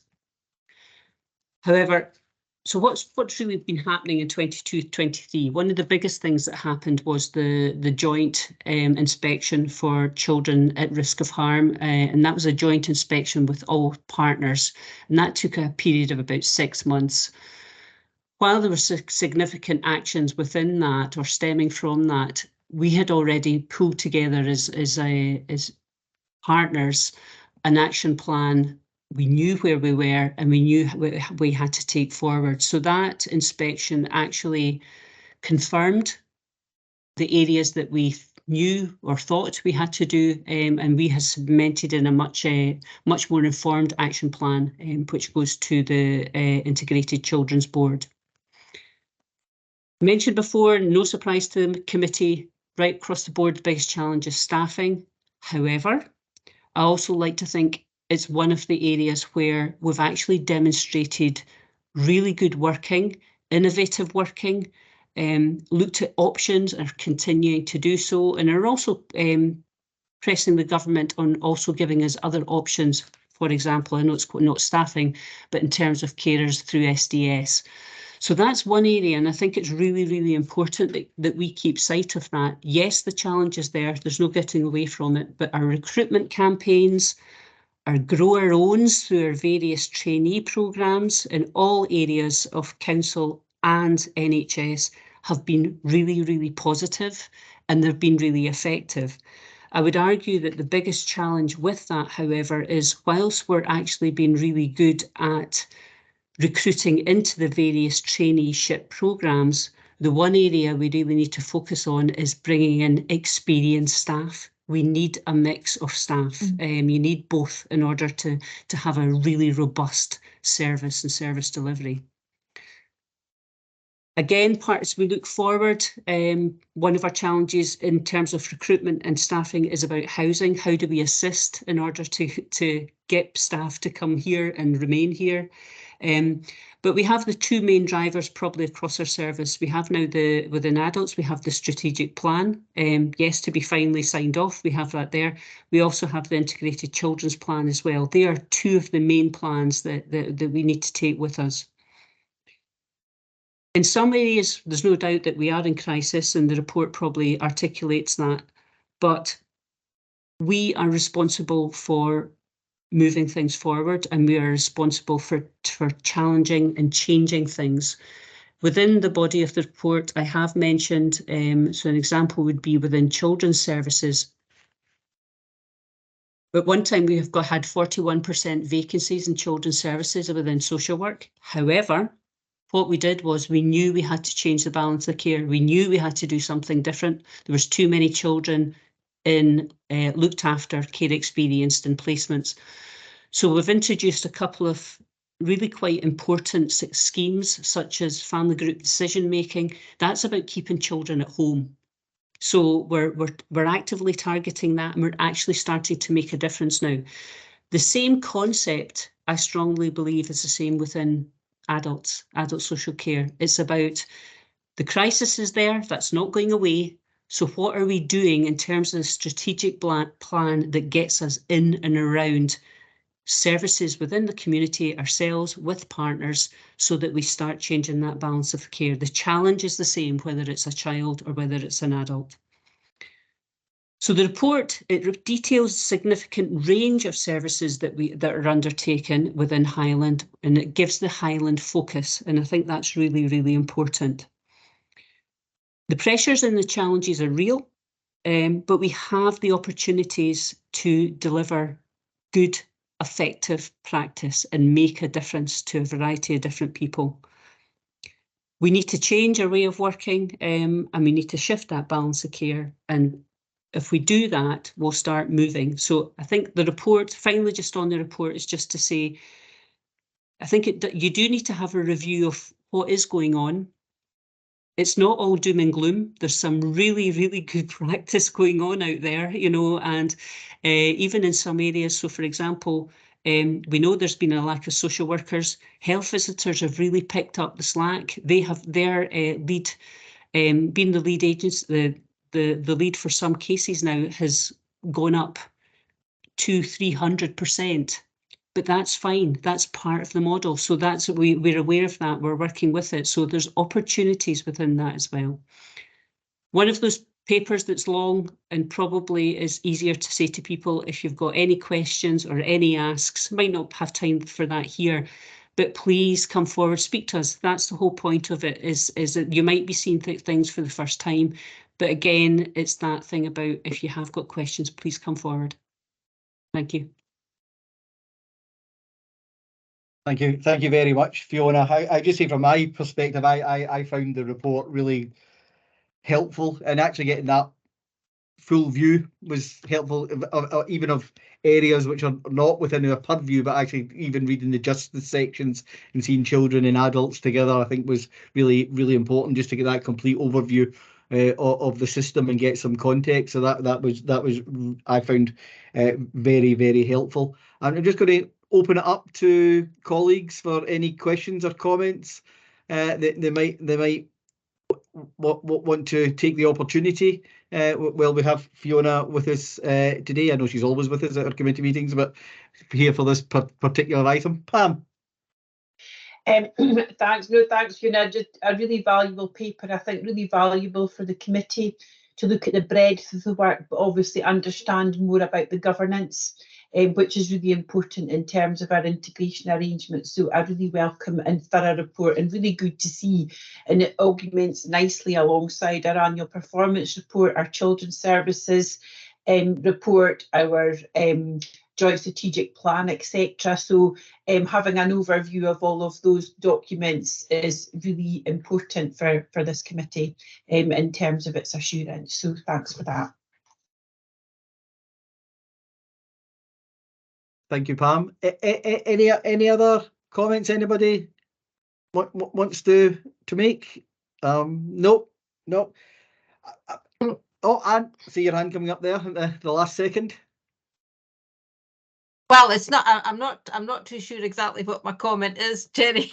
I've been struggling to articulate it in my head, so apologies to Fiona if this comes out very woolly. But I suppose one of the things that really struck me as I was reading the report, Fiona, things that came to my mind. And I'm not sure if this has any relation to Kate's previous comments or not, was I suppose just the potential, not exactly integration, but the way in which children's services and adult services must interact in terms of outcomes for families as a whole. So if there's unmet need because we can't find care at home capacity to meet a need for perhaps a parent who's been looked after by a young carer, that's going to have implications for the young person. I can't think of examples the other way, but there must, if we're having difficulties providing a service for a young person with neurodiversity needs, that will impact on the adults in that family. So what I was wondering was, how do you see the whole family well-being approach that we're piloting with the additional funding that we've had, enabling adult and children's services to work more effectively together, recognising that interrelationship that exists in terms of the impact, you know, our services have altogether on a family. You articulated It's a that very well. big. It's okay. Yes, okay. No, I think it's really important because with children in Scotland do not live on their own. There's a parent of some description, and I use the term parent loosely. It can be whatever that carer is. And often that people will have their own issues as well. If you target the child without targeting or supporting the adult, you're not going to get very far. You might help for a month, but that's about it. For me, it's the two extremes. You know, the health visiting school nurses play a key role in targeting and supporting families right pre-birth, you know, early days, early intervention, making a difference. The idea for me is they can also then refer into the whole family programme, you know, because the whole family is designed to support the adult. That's where that help and support is going to be. So there's that part of it. It's also about giving families the opportunity to, when they feel they need support, to come forward. It doesn't always have to be forever and a day. And the services that we have often are statutory, and you have to trigger certain things before you can access services. So it is about trying to flip some of that. So the paper that we're going to bring to the JMC coming up on the whole family is also trying to align with the other things that are going on in the community, and some of the pilots that we know NHS Highland have got up and running, so that they're completely aligned and that we're actually maximising opportunities and we're working together, not just alongside, but actually together. So, because I think that's vital as we move forward. So I think there's real opportunities within the whole family to do something really effective and make a difference. Thank you. Thank you, Fiona, and thank you, Anne. I think maybe the element that struck me strongest in the report, Fiona, I think was the, and it's linked to the impact of the vacancies and the impact of unmet need, which you spoke about, and how do we assess that unmet need? I think we spoke with Tim maybe at the last committee, is how do we count the things that don't happen? And it's, and this is more an observation, it's not really a question, but it's with the vacancies that we've got and the numbers which are down, but actually the increasing, and I say the increasing burden of work which those statutory services are now causing, the mental health, the power of attorneys, the child investigation. So it must, by simple arithmetic, be leaving us less and less time for other things, because there's only so much we can ask of our staff, although I am sure that all the staff give way over and above what we actually ask of them. But so I am really struck by that how we understand and how we assess potentially that unmet need. And I think the same when I think about care at home and all that as well, and I think it links in very closely with Anne. So it was really just an observation. I thought that came across really well in the report. I was struck as well by the success of the Home to Highland programme, which seems to have been beneficial for no doubt a large number of children, and it's had that added benefit of a financial consequence as well. But actually, I am sure driven by that need to bring children back to Highland rather than a financial benefit. And I think it's important, as you've said there, that we pick up these opportunities to share ideas and approaches, because there must be things which we're doing in one sector which can actually be transferred to others. So I really enjoyed reading the report, and I thank you for it, and I thank you for taking us through it today. Councillor Fraser. Yeah. Sorry, didn't mean to interrupt you there, Jerry. No, it's okay. It's okay. Right. Yeah. No, I mean, I think it's a very good report by Fiona. The other group, I just want us to always bear in mind, because we've been having a few discussions recently, and that's the people in the sort of 18 to 24 as they go from children to adults. Absolutely a key part of people's lives, and probably a challenge to us in terms of how things get split up. So it's just another area that we need to keep coming back to focus on that. But thanks. Yeah, actually, a very important point, that transition phase, to make sure that no one is missed in the system. So I say thank you very much. The report really was here for us to note today, as it's already been through the statutory route with council colleagues, and I say we could record their thanks to Fiona for coming along and discussing it with us today, and there's plenty of food for thought there. So as I suggested, I'm going to take a 10-minute break. So if we could be back here, I will say it 11 minutes past 3, and then we'll press on with the agenda, and I'm quite sure we will be finished by 4 o'clock. So I'll see you back here in 10 minutes. Thank you, everyone.